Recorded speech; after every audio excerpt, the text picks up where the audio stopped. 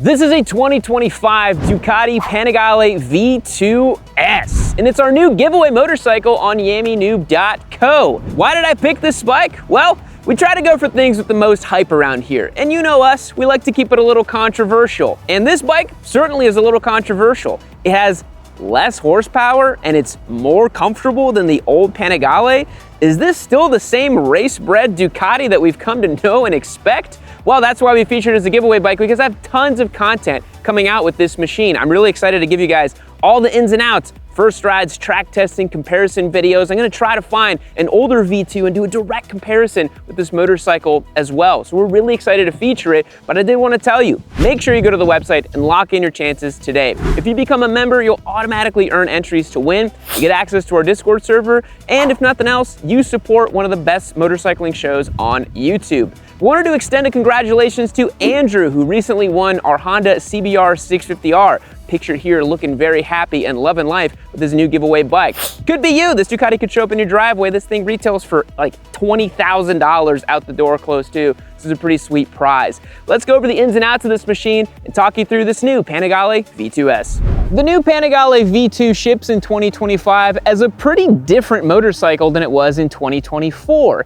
You might look at this bike and say, yeah, I'm seeing a comfortable bike that looks pretty reasonable and has some kind of questionable design characteristics. Well, the thing is, Ducati had to meet the moment. The old V2 was getting kind of weird in the category. You think about the new not-so-super sports and the new generation super sport bikes, they kind of make about 120 horsepower, they're torquey, they got big motors, and most importantly, they're still comfortable enough to ride on road. So what Ducati did was they lightened up the package and pretty much just smushed the old V2 and the old super sport into one motorcycle that makes way more sense in their product lineup. Because I mean, come on, what was Ducati really gonna do? Make a more powerful V2 to compete against what? Were we gonna go back to an old $1199 or a $1299 V-twin that makes absolutely no sense? Ducati had to meet the moment with this motorcycle. So it features an 890cc V-twin motor making 120 horsepower and 69 foot-pounds of torque.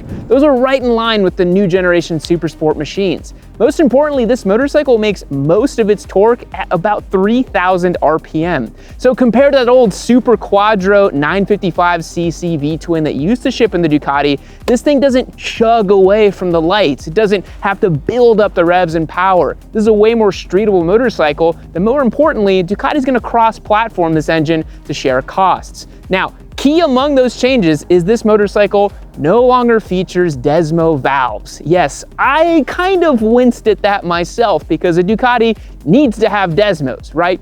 Well, in this state of tune, in a non-race application, it didn't make a whole lot of sense. This motorcycle was meant to be easier, simpler to ride, and fun to live with. So it's also gone on a substantial diet. This motorcycle is 38 pounds lighter than the outgoing V2, giving it way better characteristics on road and on track for that lightweight, lithe handling that Ducatis are known for. Now, this motorcycle doesn't have that razor-sharp pointy end that the old V2 had. It's a much more relaxed, much more easygoing street motorcycle, and I think you'd be hard-pressed to find that you could actually be faster and more comfortable on this machine than you did on the old V2.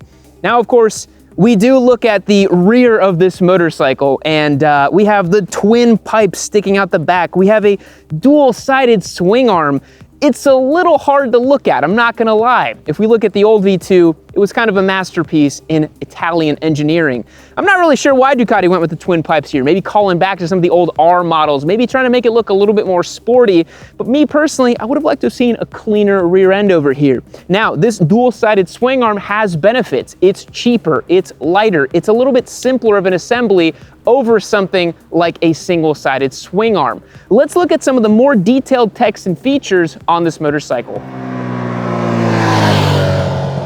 So being that this is the V2S model, it does come equipped with Öhlins front and rear. Now you'll notice this is not a TTX shock because it has a remote preload adjuster on it.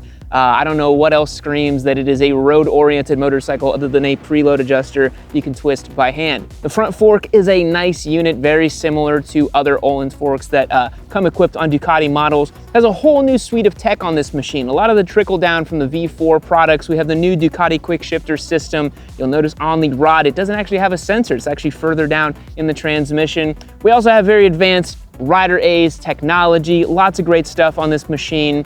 But the one gripe I have is that cruise control and heated grips are not standard on this motorcycle. They're actually added options you can get on this machine, which at this price point is a little inexcusable. It's a very expensive motorcycle. If you guys can believe it, I paid about $22,000 out the door for this machine, which is a little crazy if you ask me. I think the biggest question on everyone's mind when it comes to this motorcycle is, does it live up to what the old V2 used to be? Does it still feel like a premium Ducati product? And is $22,000 out the door too much for 120 horsepower? When you start talking about stuff like Ducatis and BMWs, more of the flagship products, you're paying more for the experience and the brand rather than just outright spec sheet performance. I'm not gonna lie, a lot of people in the comments for this motorcycle's launch and on different magazine articles and forum postings are getting it a little twisted. They look at this machine and they say, wow, I can't believe that I have to pay that much money to get 120 horsepower. This thing sucks. It's no longer any good. Get the old V2.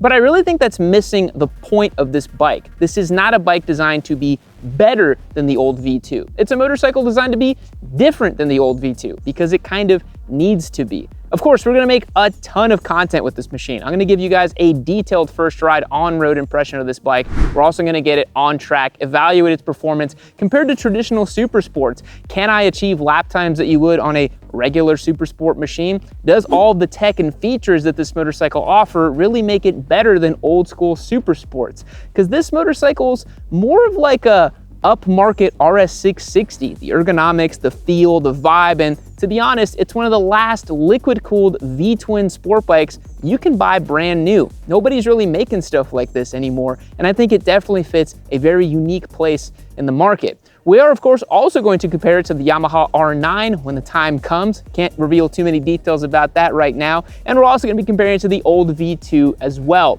If you guys have any content suggestions that you want to see with this motorcycle, maybe its abilities as a daily bike, maybe its abilities compared to other motorcycles, let me know in the comments down below. We're also going to feature it in our detailed shop video. We're going to look at all the ins and outs of this machine, give you guys the nitty-gritty breakdown and stuff that you might not find anywhere else. All right, with all that being said, let's wrap up this video.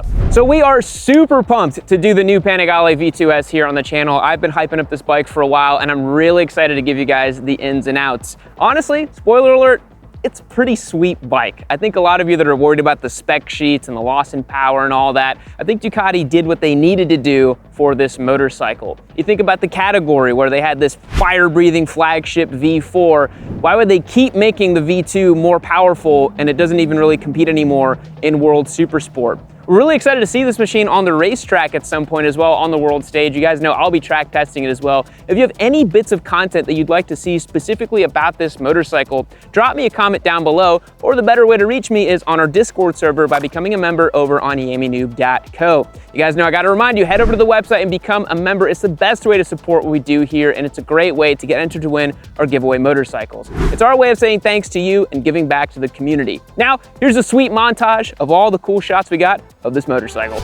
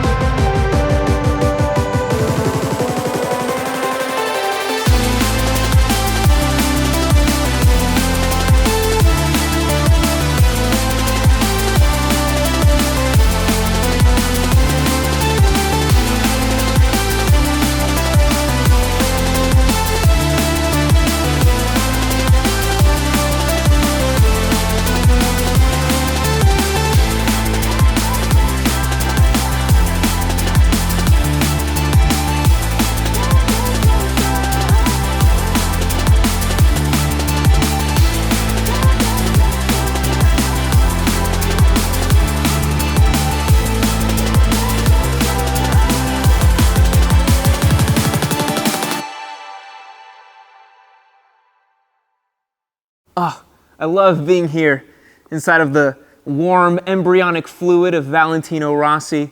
Me and him just sharing foods together. Maybe he's gonna eat some pizza or some pasta here in the hills of Tavullia. But you know where else it's nice and warm and cozy is this next episode of Yami Noob. You can click on right over here. I'd love for you to watch it. But anyways, I'm gonna stay here hanging out. Me and him might go onto the track later, but I'll catch you guys later.